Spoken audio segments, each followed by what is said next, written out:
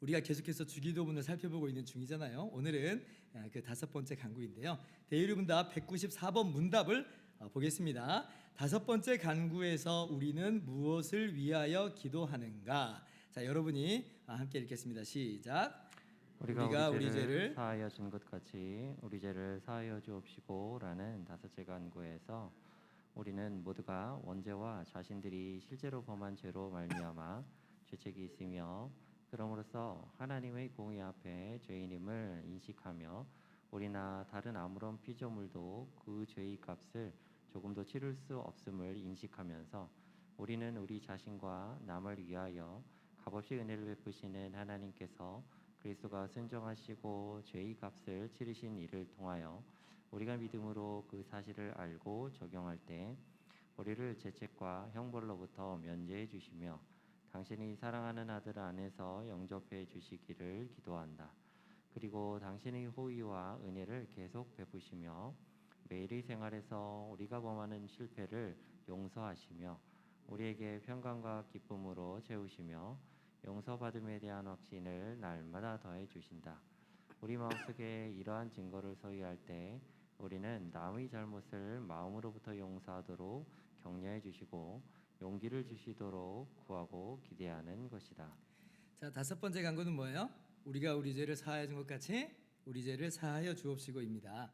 그런데 이제 원문의 어순대로 번역을 하자면 이걸 먼저 어디부터 봐야 되냐면 우리의 죄를 사하여 주옵소서가 먼저 나와요. 이게 간구의 내용입니다. 그리고 덧붙여진 말이 우리가 우리에게 죄 지은 자를 사하여 준 것 같이예요.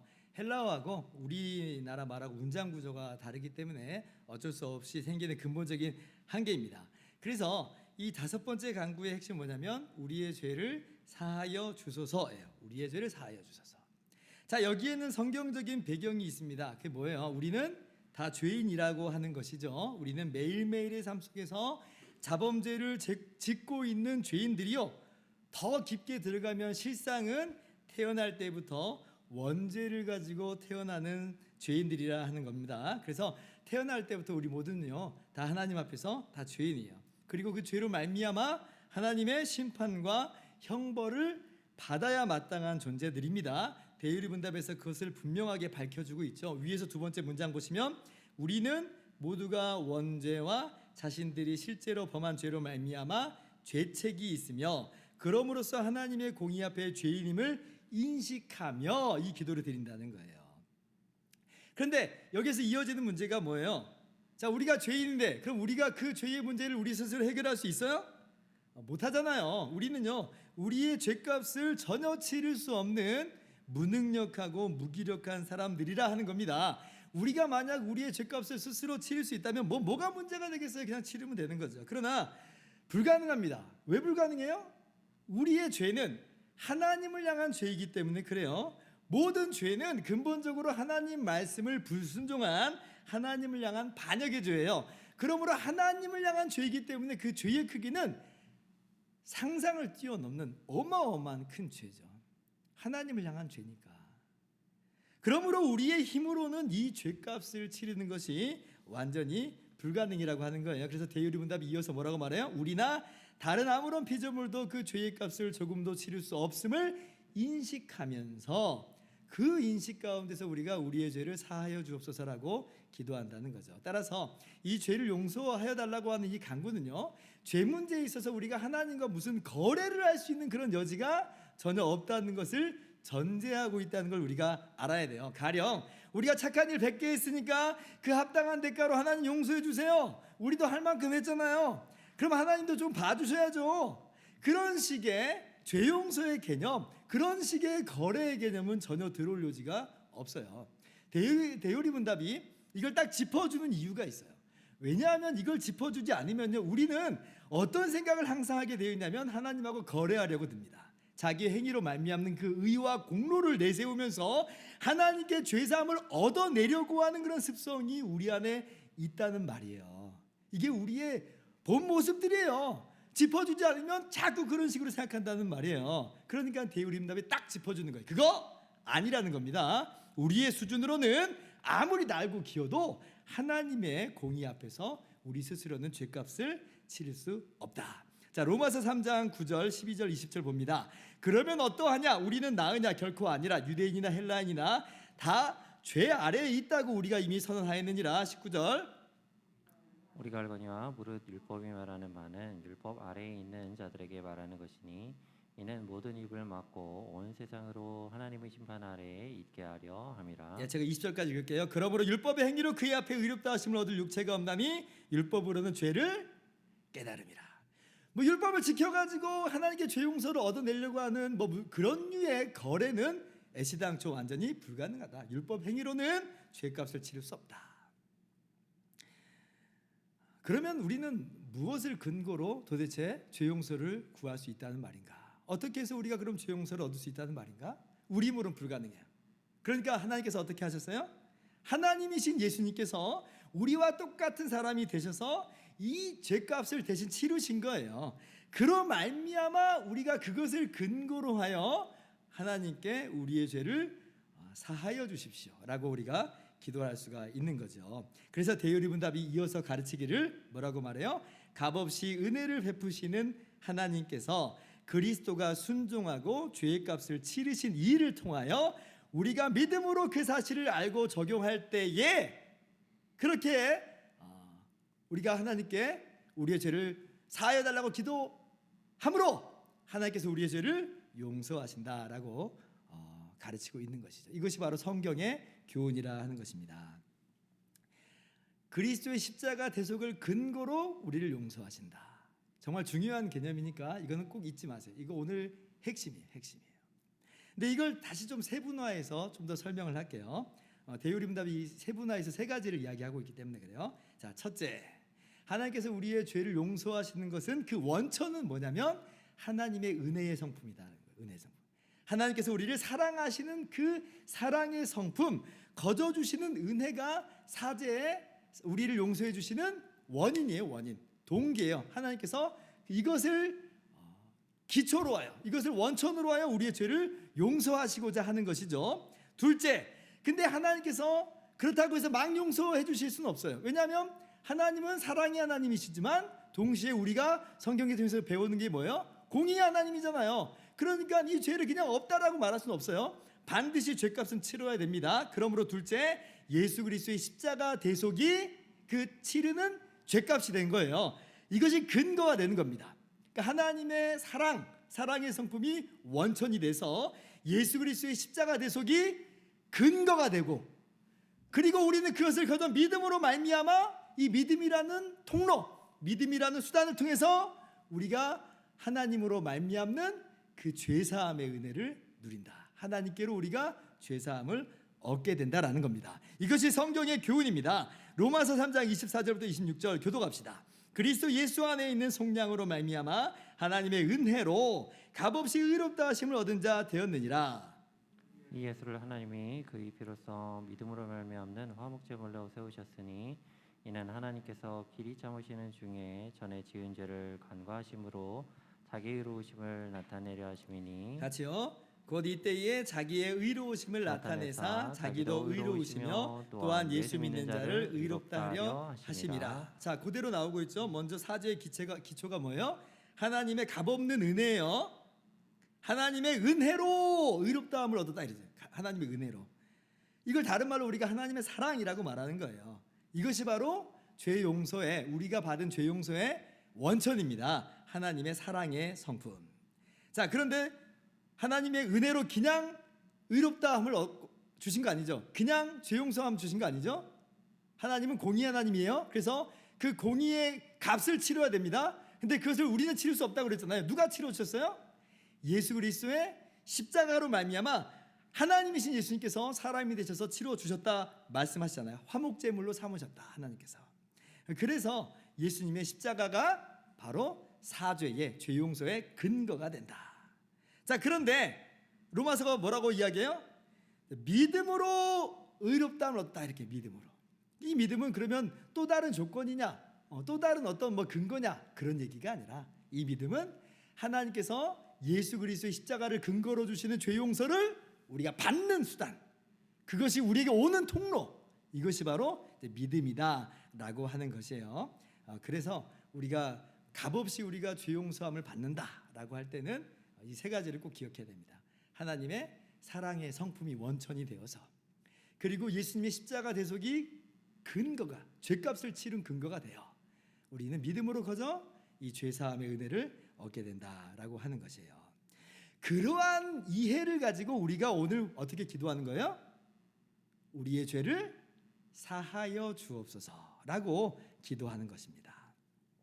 그래서 이것은 크게 두 가지 경우에서 우리가 이렇게 우리의 죄를 사하여 주십시오 이렇게 기도하는 것인데, 첫째로는 우리가 처음에 예수님을 나의 주와 구주로 믿을 때에 우리의 죄를 사하여 주소서라고 기도할 수가 있어요. 두 번째, 어떤 경우에 우리가 이런 기도를 드려요?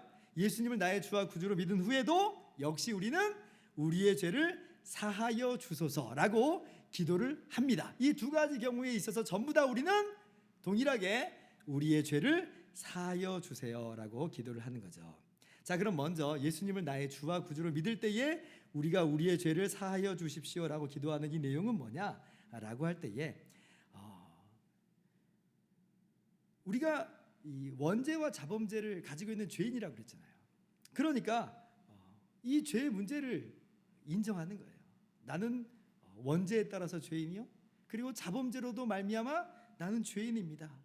그런데 하나님께서 예수님을 이 땅에 보내셔서 우리의 모든 죄값을 다 치러주셨으니 내가 그것을 믿나이다. 그러므로 나의 죄를 용서하여 주십시오. 주님의 십자가의 공로를 의지하여 그렇게 회개하면서 나가는 거예요. 이것을 그래서 다른 말로는 회심이라고 말하는 거예요. 회심. 이 믿고 회개함으로 우리의 모든 죄를 주님 앞에 자복하고 인정하면서 나아가는 거죠. 그리고 그렇게 기도할 때에 하나님께서는 예수 그리스도로 말미암는 그 죄 용서를 그 믿는 자에게 주세요. 그로 말미암아 그렇게 예수님을 나의 주와 구주로 믿는 그 사람은, 그때 나의 모든 죄를 사하여 주십시오라고 기도하는 그 사람은 영원히 단번에 죄 용서함을 받습니다. 히브리서 10장 12절, 14절, 18절 보면 또 교도할게요. 오직 그리스도는 죄를 위하여 한 영원한 제사를 드리시고 하나님 우편에 앉으사 거룩하게 된 자들을 한 번의 제사로 영원히 온전하게 하셨느니라. 같이요. 이것들을 사하셨은즉 다시 죄를 위하여 제사 드릴 것이 없느니라. 자, 보세요. 영원히 온전하게 하셨다 말씀하시죠. 주님의 십자가는 단 한 번의 영원한 제사이고, 따라서 그 효력은 영원해요. 영원한 제사예요. 영원한 제사. 영원히 효력 있는 제사예요. 그래서 우리가 쉽게 다른 말로 주님의 십자가로 말미암아 우리의 과거의 죄와 우리 현재의 죄와 미래의 모든 죄가 다 용서받았다라고 하는 거예요. 우리가 예수님을 나의 주와 구주로 믿을 때에, 그때 우리가 나의 죄를 용서하여 주십시오라고 기도할 때에, 여러분 믿으세요. 우리의 모든 죄는 영원히 단번에 용서함 받았습니다. 과거와 현재와 미래의 모든 죄가 다 용서함 받은 거예요. 이것이 바로 성경이 우리에게 가르쳐 주시는 교훈이에요. 아니, 그러면 목사님, 우리 죄를 사하여 주소서라고 하는 이 기도는 그러면 최초에 믿을 때에 단 한 번만 해도 되는 건 아닌가요? 라고 하는 그런 의문이 혹시 들 수 있죠. 그죠? 다 용서받았다며요. 맞아요. 다 용서함 받은 거 맞아요. 그래서 이제 어떤 사람들은 이제 처음에 믿을 때 다 용서함 받은 거 아니다, 이렇게 말하는 사람들이 있어요. 이런 분들은 어떻게 이제 이해를 하냐면, 원죄는 용서받은 거 맞다. 과거에 지은 죄 용서받은 거 맞다. 그런데 현재 지은 죄 그리고 앞으로 지을 죄는 용서받은 것 아니다. 그때그때 회개해야 되고 그때그때 죄 문제를 해결해야만 한다라고 이제 그렇게 이해하고 가르치는 분들이 있습니다. 근데 그것은 굉장히 위험한 그러한 이야기고 치명적인 그런 문제점을 가지고 있어요. 왜냐하면 이제 그렇게 되면 어떤 일이 발생하게 되냐면, 우리 중 누구도 구원의 확신을 가질 수가 없어요. 늘 멸망할 수밖에 없는, 멸망당하지는 않을까라고 하는 그런 불안함에 떨 수밖에 없어요. 왜요? 우리는요, 과거의 죄 다 용서받았다고 해도 현재 짓는 죄가 어마어마해요. 앞으로 지을 죄는요, 아니 어마어마해요. 우리가 인지하는 죄들도 있지만 인지하지 못하는 죄들도 많아요. 말로 죄짓고 행동으로 죄짓고 생각으로 죄짓고, 그리고 마땅히 선을 행해야 될 줄 알면서도 하지 않는 그런 죄들도 너무나 많아요. 자, 그런데 그 무수한 죄를 지을 때 그때그때 회개하지 않는다면, 그래서 용서받지 못한다고 한다면 우리는 뭐 어떻게 되는 거겠어요? 회개 노이로제에 걸릴 거예요. 돌아서면 또 죄 짓잖아요. 돌아서면 또 죄져요. 또 어떤 죄는 미처 회개도 못하고 갑작스레 막 쓰러지기도 해요. 갑작스레 뭐 사고로 죽어요. 그럼 그 사람은 어떻게 되는 거예요? 과거의 죄만 해결되고 원죄만 해결되고 현재나 미래의 죄도 해결되지 않았다라고 이해를 해버리면 그 사람은 꼼짝없이 죄 용서 못 받게 되는 것이고 그 죄를 짊어지고 영원한 형벌을 그 죄값을 치를 수밖에 없는 그러한 일이 처해지게 되는 거예요. 그래서 종교개혁자 루터가 종교개혁 이 복음을 깨닫기 전에 바로 이런 모습 때문에 씨름을 했던 거예요.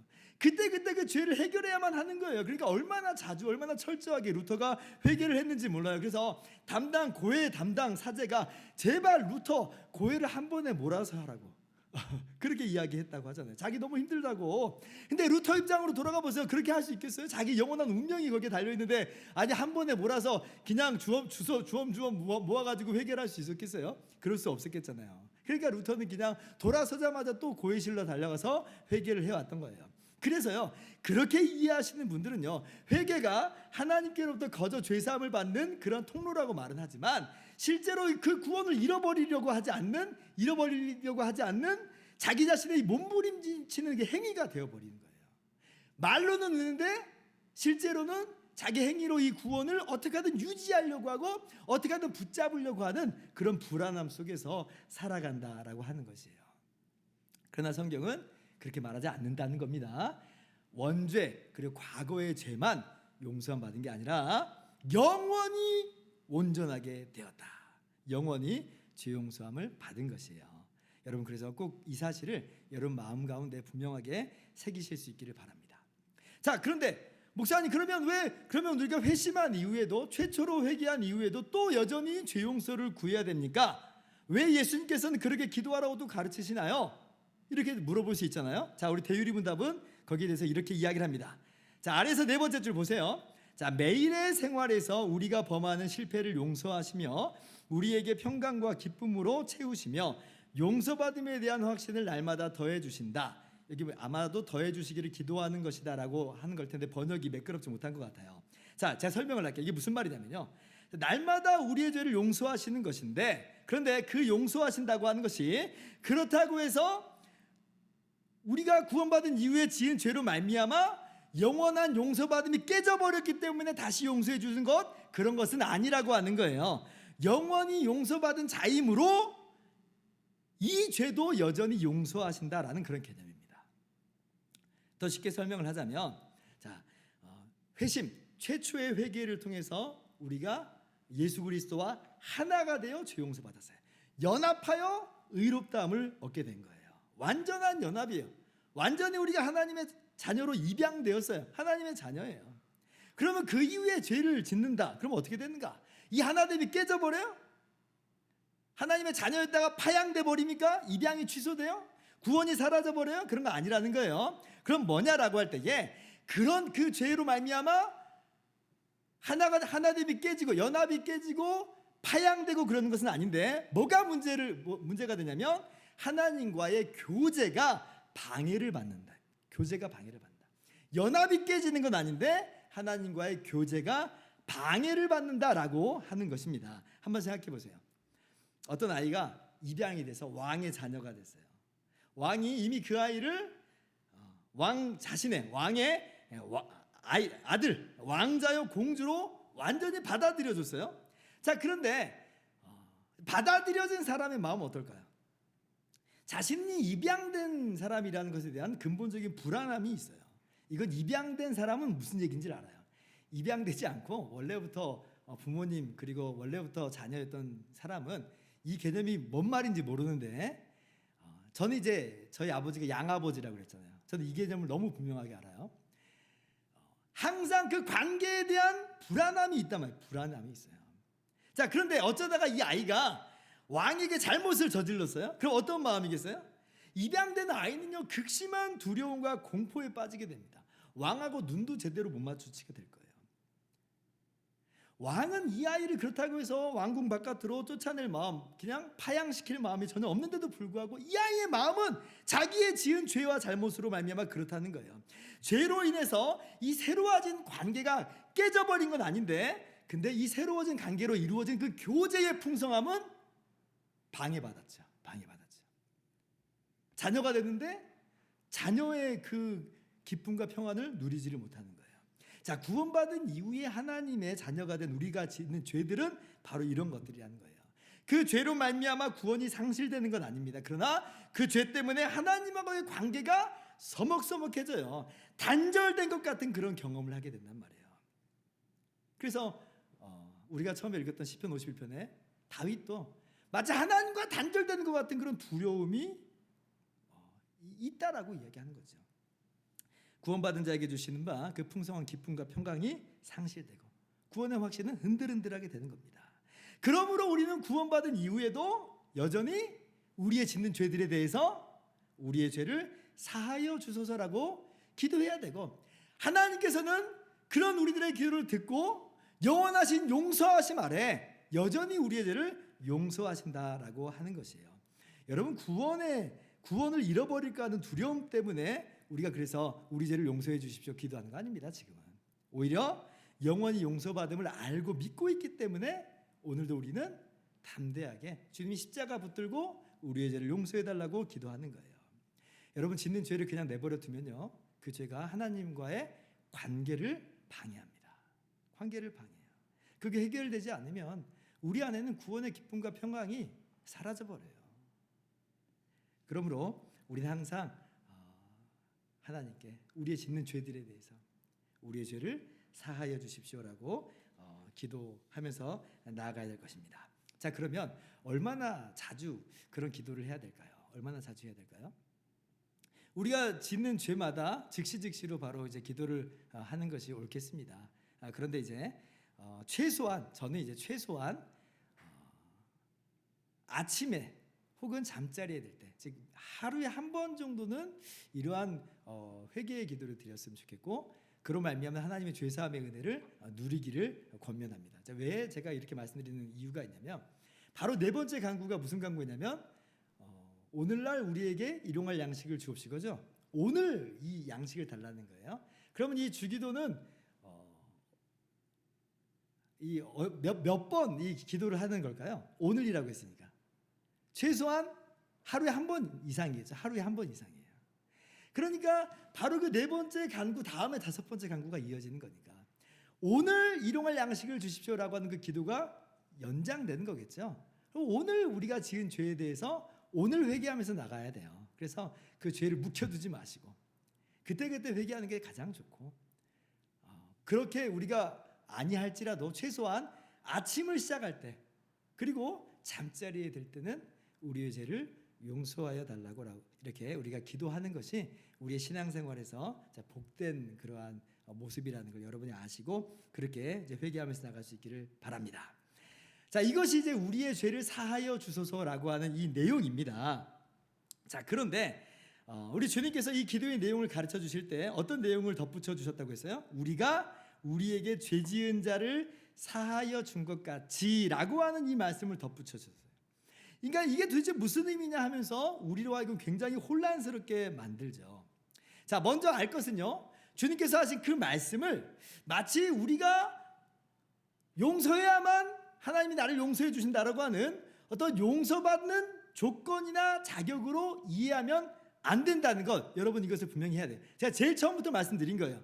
하나님과 우리는 무슨 용서를 가지고 죄 용서 가지고 거래할 수 있는 위치에 있는 사람들이 절대 아닙니다. 오히려 성경이 일관되게 이야기하는 바는 뭐냐면 우리는 거저 용서받은 자이므로 그 은혜를 힘입어서 용서하라는 거예요. 이 순서를 분명히 해야 됩니다. 내가 용서해야만 하나님 나를 용서하신다는 그런 개념이 아니라 내가 거저 용서받았기 때문에 우리는 용서하는 사람이 되는 거예요. 에베소서 4장 32절 말씀, 자, 같이 읽어봅시다. 시작. 서로 친절하게 하며 불쌍히 여기며 서로 용서하기를 하나님이 그리스도 안에서 너희를 용서하신가 같이 하라. 그래서 1만 달란트 탕감받은 종의 비유에서도 먼저 1만 달란트를 탕감받는 게 먼저였죠.